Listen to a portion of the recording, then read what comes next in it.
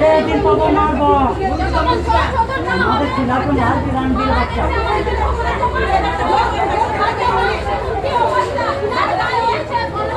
তুই কেন আমার ছেলেকে চেকিং করে না? কিচ্ছু দেয় নাই। মার খালিকে বারবার মার খালি ওর ভাবনা না নাই। আমি বলি তো কোন ছেলেকে কি করার জায়গা হবে?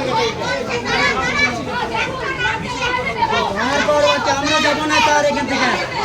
এখানে যাবো না। এখানে আমার ছেলেগুলাকে মারবে। কেন মারলে? কেন মারলে? আমাদের কেন মারলে? আমি জানি না কেন মারলে, কেন ট্রিটমেন্ট করলেন না? আমার ছেলে চিটান চিটান মরেছে, কোনো এক্সরে নাই, কোনো ফটো নাই, কোনো ট্রিটমেন্ট নাই। আমি ওই শালিটিকে মারবো, ওই শালিটিকে মারবো হারাম জাতিকে।